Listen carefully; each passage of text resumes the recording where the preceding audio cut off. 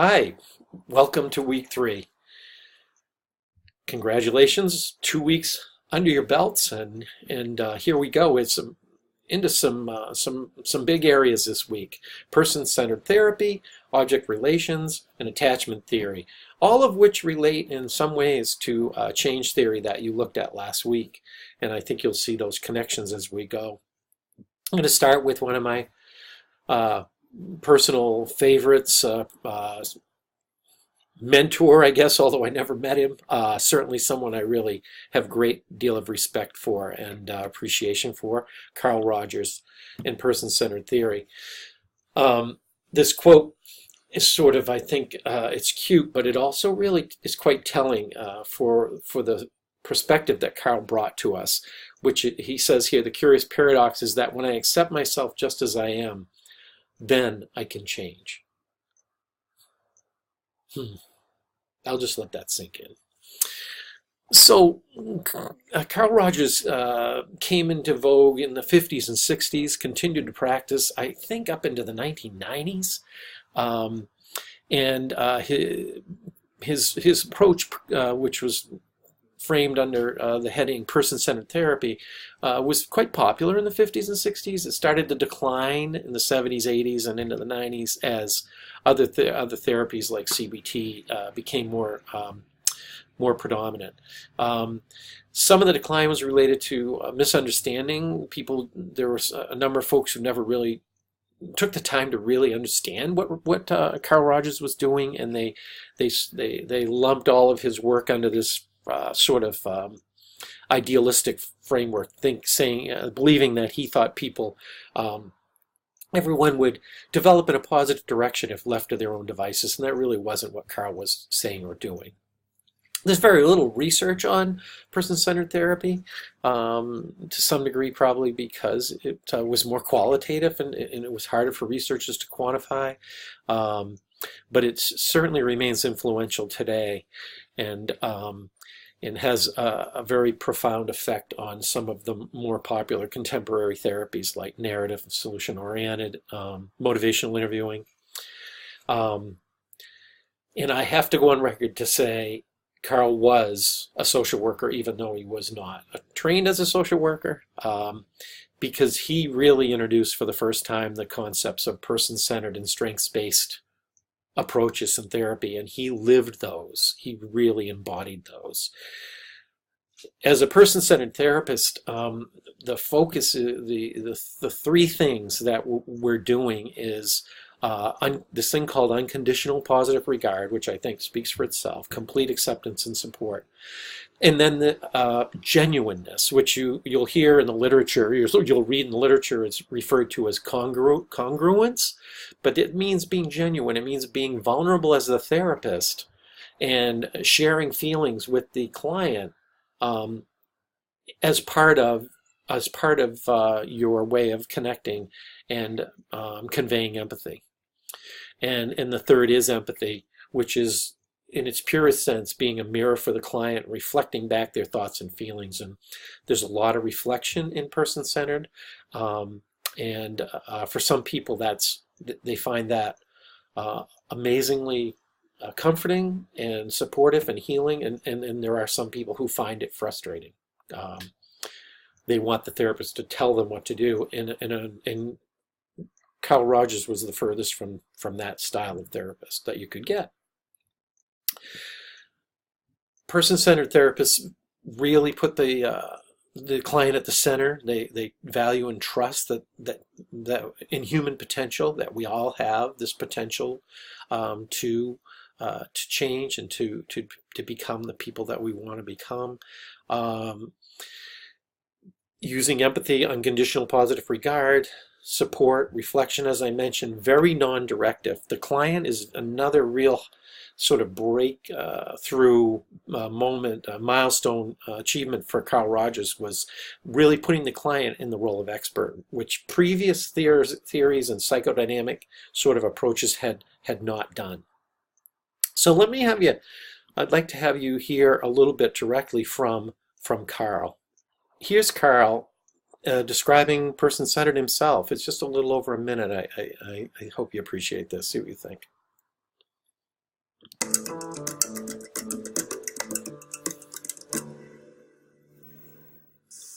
I am very fortunate, and the client is very fortunate, if I can feel I really accept you fully just as you are. Sometimes that's very difficult. I held an interview with a young man in South Africa. I didn't know anything about him. It turned out he was an officer in the South African Army. Now, for me, that meant it meant that I stretched my empathic abilities to their very limit to try to be with him, to try to understand him, to try to be caring toward him. I didn't feel I did too well. And yet, I've learned since that interview really changed the course of his life. So, I feel that if I can be genuinely understanding, try to listen not only to the words but to the meaning, trying to understand the person that's hidden within each one of us, that's helpful. If I really care about this person in an unconditional way, that's helpful. If I can really be myself in the relationship, not a professional expert, not a, quote, psychologist, not a psychotherapist, just me in that relationship, that's helpful. All those things are possible, and when they come together, that creates a very powerful climate for change, for growth, for drawing out the potential of the client. So that's Carl explaining what it means to be person-centered. I hope that you enjoyed that brief moment with one of the icons of our counseling history. So now we transition from person-centered to quite a bit different therapeutic approach, which is object relations theory, part of psychoanalytic, psychodynamic theory that comes from a Freudian ego psychology framework, but it has its own twists and turns. I like to spend a little bit of time on object relations. We're not going to train you to be object relations therapists. If you chose to do that or had an interest in that, you probably would want to invest in some psychology courses or find there are certainly some social work, some master's and doctoral level courses that do focus on this still. But the reason we spend some time with it is that it's the backdrop for attachment theory, which is really important in work with individuals and families. So object relations, I'll give you a real quick nutshell, and you'll have a chance to spend more time with it this week in the course. It assumes we're born with this innate need to form authentic relationships. Makes sense, right? It was originally developed around maternal relationships, children, infants, and their mothers. It's, of course, adapted and evolved now to be more of the relationship between children and their primary caregiver. Object relations, ORT, focuses on this concept of that there are objects in our lives, and that means, in this language, that means people. That's always a little bit confusing to anyone who hasn't spent any time in this theory. So people are objects, and attachment is our connection to these important objects that are around us, right? And in this case, our whoever our parental object is, or whoever's providing parenting to us, whether it's a guardian or a parent or adoptive parent. And the notion of objects are that the healthier in object relations people are able, children and even as we grow into adults, we're able to identify whole objects, and then part objects, which are characteristics that we take from any given individual. And in this theory, we internalize where we begin to get into difficulty. The source of developmental problems, behavioral problems, emotional upset, according to ORT theorists and practitioners, is that we don't do a good job. We don't get the attachment we need, either because it isn't there or we're unable to attach for some reason, and splitting occurs where we have this. We either see somebody as all good or all bad. It's that inability to sort of see the whole person, versus the concept of object constancy, which means this is a healthy, mature state in which we're able to maintain whole object representations of significant people in our lives. So it's tricky language, really. Takes a little getting used to. Attachment theory came through as part of object relations, and it's still an important part, I think, of social work today.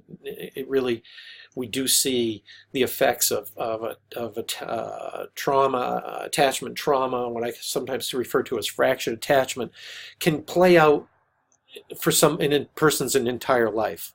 And we know now that the first 12 months of life are especially critical time period, and then of course the next, up to age 5, and then they're all important, but the earlier seem to leave the more deeper lasting imprints. John Bowlby came up with the theory of infant attachment. We have this little fellow looking around the corner, see if mom's still there or dad or somebody whose caregiver is still there.